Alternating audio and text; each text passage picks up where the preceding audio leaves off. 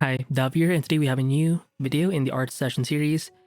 And today we're going to be doing a voiceover of a sketch I did. I did like a batch of sketches, trying to get used to the setup where I record with my iPhone on my, left hand side, and I try to paint something, right?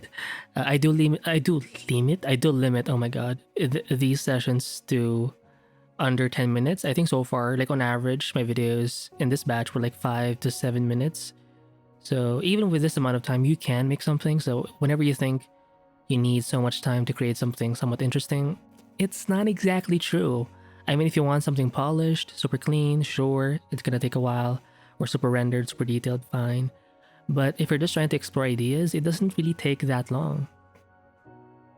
And what I like about this specific doodle I did is I was really happy with the painterly approach. I think in the previous sketch, I felt like I was sculpting more with it. It's a different painting approach where I'm very like aware of the forms. But when I use like a big brush, kind of like this, like a painterly brush, I tend to be focused on like I become more impressionistic. I become more focused on like big shapes, and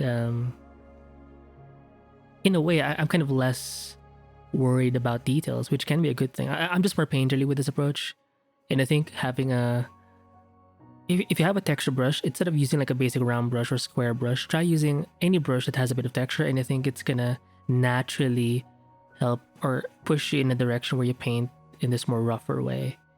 I did start the painting with a base color, in this case a really bright red, and that's kind of the thing I do when I sort of struggle. If I don't know what to draw or paint, I'll dab in, if not black, I'll dab in a color that's kind of saturated, a blue, green, red, and having like that one saturated color or rich color, I think it just helps me paint more strokes because it's exciting to look at. I can drag it, I can paint over it, I can select it and put it somewhere else. Like it just seems inviting, like I can paint more and figure things out that way. So you want to make sure or have something in your tool set or technique. You want to have your own technique that helps you to sort of get excited. For me, when I'm going for a more painterly route, kind of like what I'm doing now, picking a somewhat saturated color and just dabbing it in, making it the background perhaps, or just adding it randomly somewhere, having that nice rich color. It doesn't have to be that many, just one is enough. That can get me going. And then I just add in like some white or some grayscale values, some white, some grays, and some blacks. Usually I can find something or make something that's somewhat interesting from those values or colors. And besides, again, you can always adjust your colors later on. It kind of reminds me of another. I think their name is Amir Zand. I'm not sure if I'm saying it right. Sparth. Sparth has quite. He has a variety of styles a little bit, or he can change it to a cleaner. He can make it like a cleaner kind of illustration, or he can be a bit rougher with it, or more impressionistic with it. I do prefer his more painterly types of environments or compositions. I actually do have one of Sparth's book. I think it's entitled Structure or Structura. That's a good book. You don't need to buy it. You can just go online on their ArtStation or whatever. I believe I did an art review of their work, but it's like so way back, like years ago. But yeah, right now I can see, for those of you who've seen Evangelion, it kind of reminds me of one of the first aliens or first angels rather you see from the show, at the bottom part anyway, because the shoulders are somewhat padded, right? So I don't know, it just reminded me of that. But again, if you look at this thing, I don't really have anything specific in mind. I'm just following the shapes. I talked about this previously a little bit in the previous episode. If you have unspecific goals, you're gonna have unspecific results. So when you're doing this, when you're doing what I'm doing, just being there, making art without thinking too much and just playing around with your strokes, don't expect super detailed work immediately, because again, it's a different technique. It's a different approach. You're just following sort of your intuition, following shapes, following where the brush strokes kind of lead you. It's kind of exciting too, because sure, you may not know what you're doing in the beginning, but as you keep pushing the to paint around, you can, and eventually you may find something that's worth investing in. But right now you can actually see me change a little bit of the background. I'm painting white on red, and notice how I'm not completely filling in the red with white. I want to show a little bit of that opens like gaps. I think it just makes it look more painterly that way. Because if it's all white, it just seems so pale or like empty. But having a bit of those gaps where you can see the red sort of base come through, I think it's good. And it adds, again, that painterly rough look, which I do like. Look at that. Oh, by the way, I'm using my XPPen 22 second generation.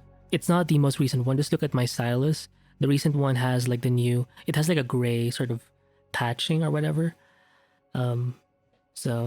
Mine's kind of old, but it's actually one of my favorite tablets. It's only 1920 by 1080, a normal HD tablet, but it's been one of my best investments in terms of screen display. I did buy like before that a 13.3 XPPen.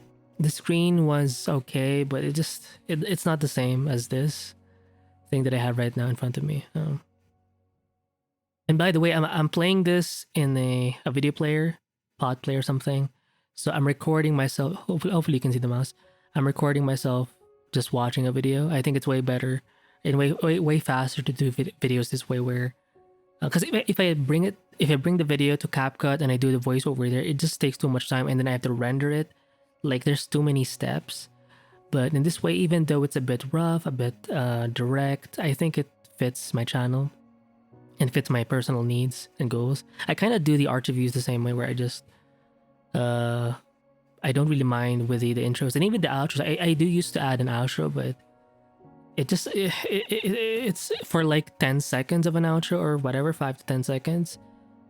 For that to happen, I would need to render the whole video at the same time. So it's like, it's not time efficient. So yeah, it's just me being direct. Maybe once in a while I'll do like an outro, or I'll edit the video if I have to, but for the bulk of my work, I like doing things this way.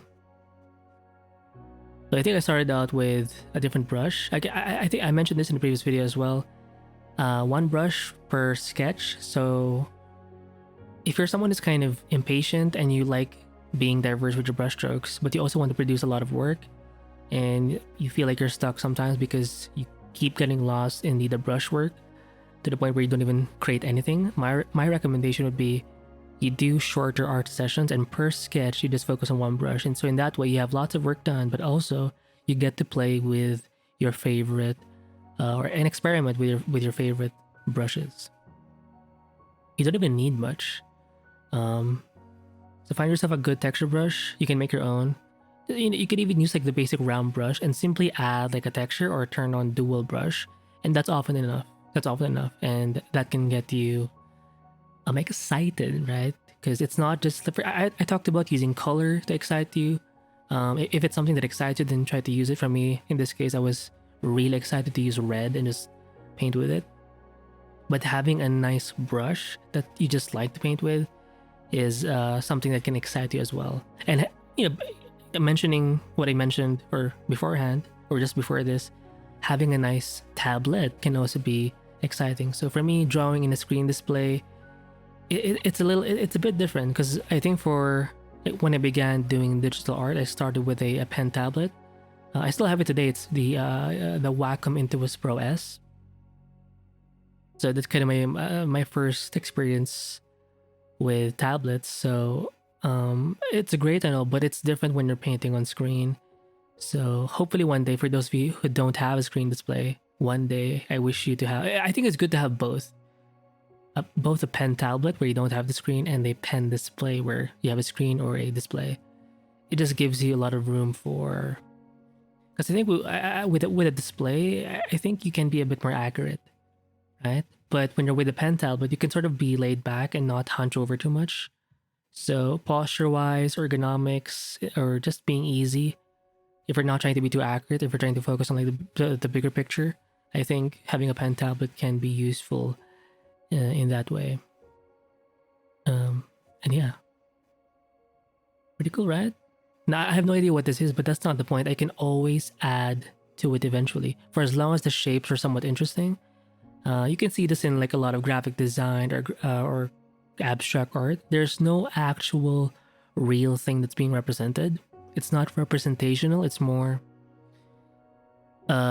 conceptual, abstract. But even if it's not representational of something that's real, it can still look interesting.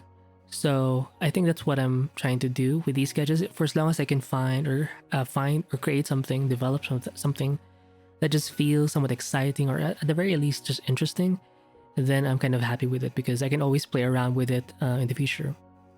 Because if it's exciting now, even if it's not fully like fleshed out, even if I don't know what it is, it's gonna excite me enough for me to even want to develop it in the future. So, not sure what this thing is. It looks kind of like is it a mecha? Is it a creature? Some kind of character? Who knows? But the point is, it looks freaking cool. So, in my opinion anyway, it's not that bad. But yeah, I guess I'll stop the voiceover here. Hopefully enjoyed. And oh yeah, aside from I've mentioned so many kinds of limits, I'm also drawing in a portrait mode style, and I think it is a bit easier because I've always drawn landscape mode, like 16:9, right? But I think there's something different about painting in the portrait mode. I mean, I have space here on the side for like my references if I have to. So I think drawing things in a portrait mode can be an advantage, and it may even help you draw more. You know, I know this artist named EO58 or 58MW on YouTube. They draw a lot of stuff on this really like longitudinal portrait kind of canvas thing. And it used to be weird, or I used to think it was kind of weird, but now that I'm trying, or now that I'm doing it, I think it is kind of easy. Where it feels a bit easier to draw in for some reason compared to like a landscape.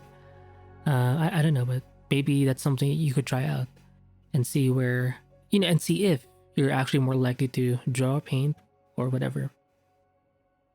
So yeah, I'm gonna stop the recording here, and yeah, I'll see you in the next video. Bye.